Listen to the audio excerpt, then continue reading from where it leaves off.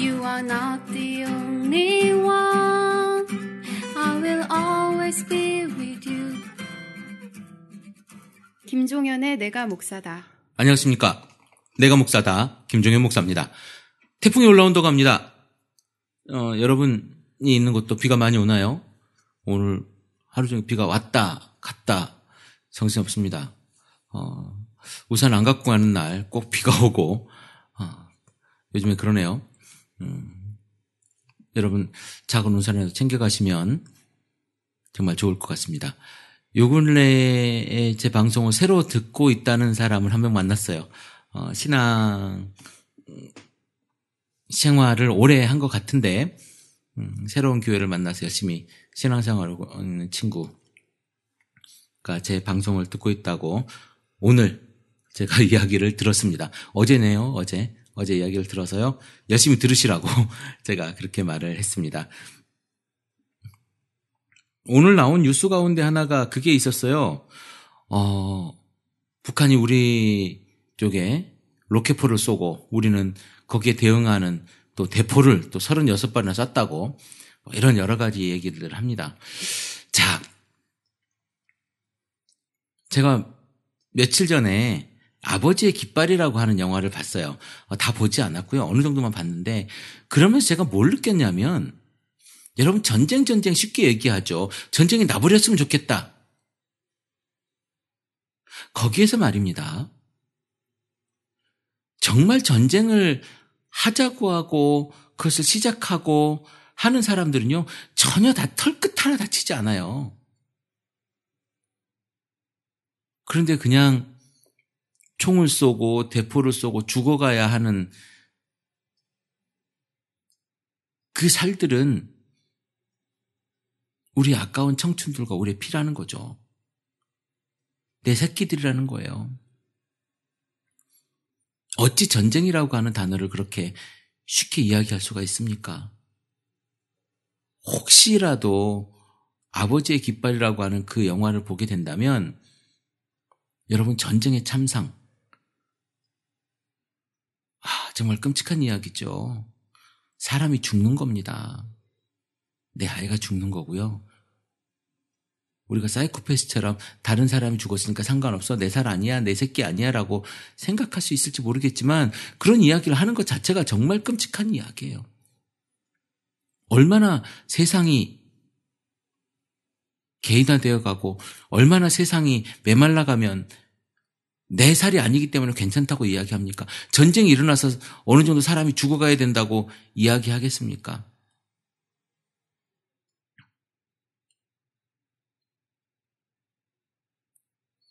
얼마 전에 영화 킹스맨이라고 하는 영화가 있었죠. 그 영화에 보면 사람을 임의로 조종해야 돼. 인구를 임의로 조종해야 된다. 환경 문제를 이야기해서 지구를 살리기 위해서 사람을 조종해야 된다. 그래서 사람에게 칩을 심고 그 칩으로 하여금 인간을 조종해서 싸워서 죽게 하죠. 그런 프로젝트를 진행하고 있는 것에 대해서 많은 사람들이 동조해서 그 가운데 축제를 벌이는 장면이 있습니다. 내 살이 아니기 때문에 괜찮다라고 생각하는 우리의 모습 그리고 수뇌부의 모습들에 대해서 제가 경악하지 않을 수 없고요. 구역질나지 않을 수 없습니다. 이거 우리가 정확하게 알아야 돼요. 여러분 그리고 함부로 입에 전쟁이라는 얘기를 하시면 안 돼요. 절대로 전쟁은 일어나서는 안 될 이야기입니다. 저는 그렇습니다. 저는 제 생각은 그래요. 제가 군대를 안 갔다 왔냐고요? 예전에 몇 번 얘기했는지 모르겠습니다만은 저는 강원도 철원에 있는 15사단 강원도 철원 15사단에 근무했습니다. 강원도 철원에 있는 15사단. 그러니까 저도 철책에 철책 근무 총 들고 서 있는 근무는 아니었습니다. 제가 주특기가 90mm 무반동총이었기 때문에 뒤에서 후방 지원이었습니다만은 어쨌든 아는 사람은 다 알 겁니다. 아는 사람은 다 알 거고요. 그래서 열심히 군생활 하고 왔어요. 열심히 철책에서 군생활 하고 왔고요. 이번에 북한의 목함지뢰가 거기 뭐 했다고 하는 그런 이야기들도요. 가보면 아는 이야기예요. 가보면 아는 이야기고요. 네, 가보면 아는 이야기입니다. 어쨌든 그랬어요. 어쨌든 그랬고, 여러분, 전쟁은 나서는 안 되는 이야기입니다. 요즘에 자꾸 전쟁 이야기를 하고 어떤 의도가 있는 건지 어쩐 건지는 제가 잘 모르겠습니다. 저는 정치꾼이 아니기 때문에. 그럼에도 불구하고 저는 전쟁은 절대로 안 된다. 그런 이야기나 그런 비슷한 것을 가지고 이용해 먹어서도 안 된다. 이것은 장난스럽게 서로 간에 해서 될 일이 아니기 때문에 그래요. 생명이 걸려있는 이야기이기 때문에 그렇습니다. 얼마 전에, 오늘 본론을 지금 이야기하려고 합니다. 얼마 전에 목사의 이중직에 대한 이야기를 어느 교단에서, 제가 교단을 밝히진 않겠습니다. 어느 교단에서 이야기를 했다고 해요. 목사의 이중직. 결론은 목사는 양이 내는 꼴로, 양이 내는 그 음식으로 먹고 살아야 된다. 이것이 결론이죠. 그런데 현실을 너무 무시한 거죠, 사실은. 우리 교회만 해도, 우리 더채플 커뮤니티 서울교회만 해도요, 제가 교회에서 사례비라든가 아니면 제가 움직이는 비용이라든가 이런 걸 받는 비용이 한 푼도 없습니다. 아니, 원천적으로 줄 수가 없죠. 제가 살아가는 비용은 저와 아내가 경제활동을 해서 버는 비용이에요. 자, 목회자의 이중직. 좋습니다. 우리가 목사가 목회와 설교와 이런 것만을 위해서 모든 에너지를 쏟고, 그러면 얼마나 좋은 일이겠습니까? 얼마나 편한 일이겠습니까? 근데 그게 되지 않는다는 거죠. 그게 되지 않는다는 거죠. 사실은 점점 기독교 인구수는 줄어들고 더 이상 기독교로 새로 들어오는 인구수보다 빠져나가는 인구수, 그러니까 교회에 나오지 않는 인구수가 많아지고 있는 상태에서 교회가 자립성장하기는 어렵다. 요즘에는 그런 말을 쓴다고 해요. 옛날에는 개척교회라는 말을 많이 썼대요. 왜냐하면 어느 정도 지나면 이 개척교회가 기성교회로 이렇게 성장해서 들어간다고 하는데, 지금은요, 개척교회라는 얘기를 쓰지 않는답니다. 쓰는 사람들 많이 있지만 개척교회라는 이야기보다도 작은 교회라고 하는 용어를 쓴대요. 더 이상 성장할 수 있는 한국의 기독교적인 구조가 되지 않기 때문에 대형교회들은 계속 커지겠죠. 대형교회들은 계속 커지고 블랙호처럼 빨아들이고, 작은 교회에서 누가 고생하려고 합니까? 안 해요. 힘들잖아요. 뭘 해야 되잖아요. 큰 교회 가면 익명성이 보장이 되는데요. 그럼 거기 가서 그냥 예배 드리고, 내가 오늘도 그 얘기를 했습니다. 예배를 때우는 것이어서는 안 된다. 예배를 때우는 것이어서는 안 된다. 오늘 그 자매님하고 이야기하면서 왜 기도가 바로바로 응답이 안 된다고 생각하느냐. 그건 우리 욕심 때문인 거다. 예배를 때우는 것이어서는 안 된다. 제가 이런 얘기를 했어요. 예배는 삶 전부가 하나님께 주신 것임을 알고 깨닫고 감사함으로 내가 살아가는 그 전체가 예배다. 숨 쉬며 살아가는 것조차 감사해야 되는 거 아니냐. 이것이 예배다라고 제가 말씀을 드렸습니다. 중요한 것은 말이에요. 이제는 더 이상 목회자의 이중직 이야기를 논할 수 있는 상황이 아니에요. 어떻게 할 건데요? 누가 책임질 건데요? 목사 대부분의 아마 교단의 목사는 목사 안수를 받든 결혼하지 않으면 목사 안수를 주지 않는 걸로 알고 있어요. 아마 싱글도 특수한 상황, 그러니까 군목으로 가는 경우 아니면 뭐 선교사를 간 경우 몇 가지 특수한 상황을 제외하고는 거의 대부분이 결혼을 한 사람에 한해서, 우리 침례교단도 얼마 전에 결혼한 남자에 대해서 목사 안수에 대한 이야기가 있었는데, 그 조항을 이제 결혼한 자로 바꿨어요. 그래서 여자도 목사 안수를 받을 수 있도록 이렇게 진행을 했는데요. 그러면 뭐 가장이라는 표현도 조금 전 애매합니다만 어쨌든 경제활동을 해야 되지 않습니까? 그래야지 먹고 살죠. 사모는 사모니까 가만히 있어야 되고 목사는 목사니까 기도해야 되고 기도만 하면 예전에 이런 간증 많이 하지 않았습니까? 우리가 정말 쌀이 떨어져 가지고 새벽 기도하고 있는데 누가 와서 쌀을 교회 앞에 갖다 놓고 갔더라. 얼마나 많은 분들이 이런 경험을 하셨는지 모르겠지만요. 사실 저는 별로 경험이 없었던 것 같아요. 제 기도가 간절하지 않았나 어쩐다 모르겠습니다만은 모든 목회자가 다 이런 경험을 가질까요? 기도를 하지 않아서 그런 경험이 없는 걸까요? 목회자의 이중직 여기에 대해서 다시 한번 고민해야 돼요. 그것이 영성이 있는 사람들의 모습인가요? 영성 있는 사람들이니까 이제 예배에만 집중하고 영성 있는 사람이니까 목회에만 집중하고 기도에만 집중하고 그래서 죽으면요. 그래서 굶어 죽으면요. 그래서 목회를 포기하게 되면요. 그래서 교회 문을 월세가 없어서 닫게 되면요. 그럼 능력이 없다고 얘기할 건가요?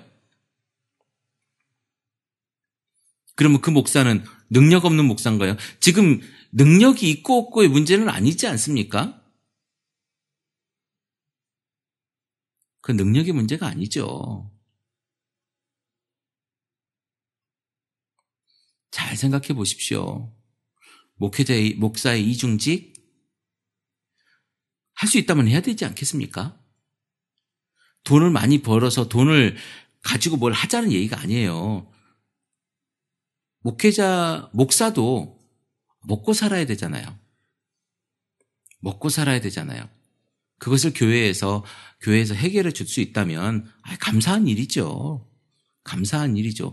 그러나 그렇지 않다고 해서 목사가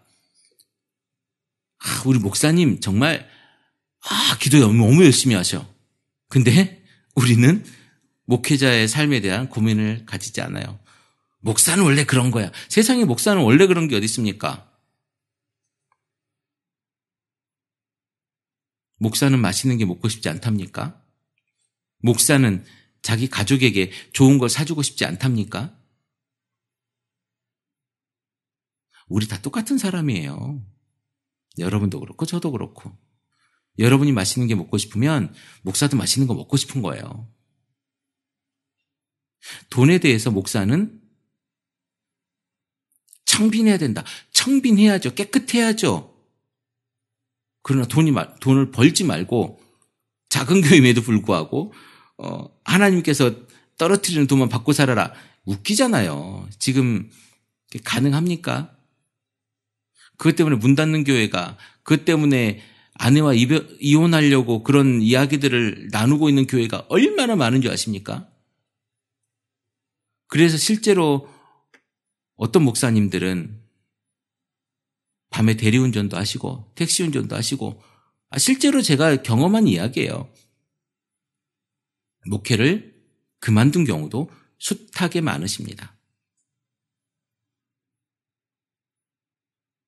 능력이 없어서 그런 게 아니에요.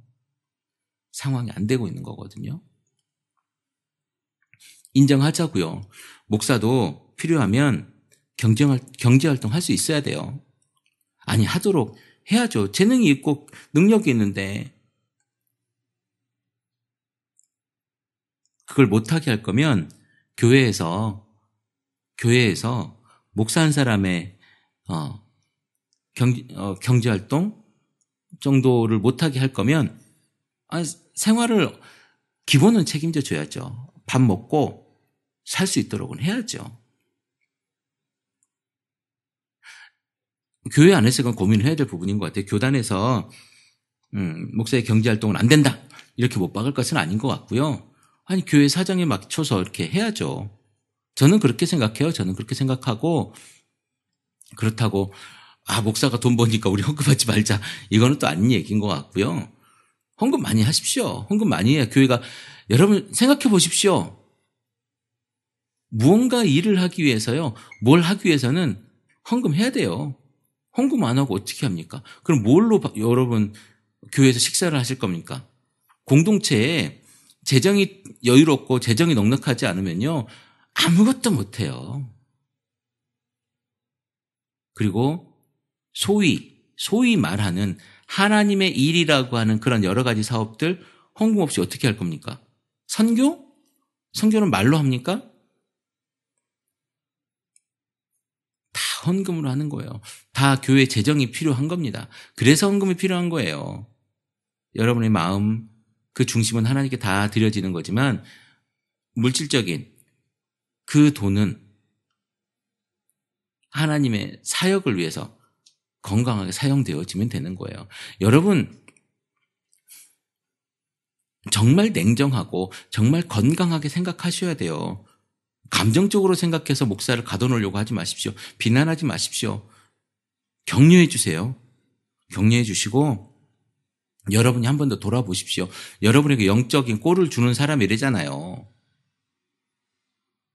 그렇게 저는 이 문제를 다가서야 된다고 봅니다. 한 가족의 생계의 문제로. 넘치게 사는 건 저도 반대예요. 넘치게 사는 건 저도 반대고요. 어떤 목사님은 한 달에 2억 3천만 원 플러스 알파를 사용하신다고 해요. 받는다고 해요. 그건 좀 오바죠. 그건 좀 오바라고 저는 생각을 해요. 목사가 그렇게까지 받을 것도 아니고, 그리고 그걸로 다 먹고 사는 것도 아닌데 남아서 뭐 하실 거예요? 저는 그렇게 생각해요. 뭐 그 자리에 계신 분은 뭐 더 받고 싶으실 수도 있겠지만, 받기 싫은데 또 주니까 어쩔 수 없다 이렇게 할 수도 있겠지만, 좀 많잖아요. 여러분 그렇게 생각하지 않습니까? 연봉이 아니라 월급이 2억 3천 플러스 뭐 알파 이렇게 얘기하는데, 저는 그건 좀 오바라고 생각하고요. 정말 우리 작은 교회들, 소위 얘기하면 이제 시작하고 작은 교회들, 그리고 열심히 살려고 하는 교회들, 이런 교회들 목사들한테 관심 가져주면 그 목사들이 아니 우리 가족 살기 위해서, 예전에 많은 목회자의 아내들이 힘들어하는 이야기 중에 하나가 뭐냐면요. 목사들이 돈이 없기 때문에 목회하면서 뭐 전통적으로 우리 그랬었지 않습니까? 목사는 하나님께 주신 까마귀가 물어다 주는 걸로만 먹어야 된다 생각했기 때문에 힘들게 살다 보니까 내 자식에게 뭐 하나도 해줄 수 없었던 그 안타까운 마음들이 있잖아요. 누군들 자기 자식 귀하지 않겠습니까? 적어도 목회자이기 때문에 자녀들에게 그런 상처는 주지 않고 싶어 하는 거죠. 제가 무슨 말씀 드리는지 아시겠죠? 돈에 욕심을 내고 그런 것이 아니라 적어도 기본적인 생활을 영위하기 위해서는 돈은 필요하다. 그런데 교회에서 안 되는 재정 가지고 거기서 어떻게 하려고 그러다 보니까 자꾸 헌금으로 짜는 거죠. 나 먹고 살게 해달라고. 근데 그게 아니고 우리가 말입니다. 목사가 상황이 또 안 되면 직업을 가질 수도 있는 거죠. 저는 그렇게 생각하고요. 물론 직업을 가지는 목사가 돈 버는데 모든 역량을 집중하지는 않을 겁니다. 목사잖아요. 교회에서 설교 준비하는 것을 24시간 고민할 겁니다. 그 부분에 대해서는 저는 적어도 목사적인 양심을 가진 사람이라면 저는 그럴 거라고 믿어요. 그래야 내가 일한 것보다 더 열심히 설교하려고 하고 더 열심히 목회하려고 노력할 겁니다. 그게 목사예요. 목사는 그래요. 어쨌든 이번에 어느 그 모 교단에서 목사 이중지 금지에 대한 이야기를 그렇게 했다는 이야기를 듣고 제가 조금 고민을 해봤어요. 목사 이중지. 그러나 너무 거기에 목사를 가둬놓으면 하나님의 나라 확장을 위해서 절대로 긍정적이지 않다라고 하는 생각이 제 생각입니다. 여기 동의할 수도 동의하지 않을 수도 있을 거예요. 저 또한 우리 교회가 작기 때문에 교회에서 뭐 재정적인 걸 받는 게 아니라서 저 또한 열심히 살아갑니다. 제 아내랑 저랑. 그리고 저는 새벽에 방송하고 또 목회, 또 사람 만나고 또 전화하고 상담하고 그렇게 저는 목회해요. 주일날 토요일날 설교하고. 그런 목사와 또 그런 성도가 함께하는 그런 교회, 또 그런 곳 속에서 서로 감사하고 서로 안녕, 안부를 물어주고 이런 교회가 저는 건강한 교회가 아닌가. 아니, 교회가 재정이 넉넉한데 왜 목사가 뭐하러 일을 합니까? 더 목회에 전념할 수 있도록 교회가 또 도와주고 그렇게 해주면 감사한 일이죠. 근데 안 되는데, 교회 재정이 안 되는데 자꾸 교회 보고 달라 그러고 그러면은 서로 힘든 일 아니겠어요? 그래서 성도들이 교회에 부담을 느끼고 떠나는 거예요.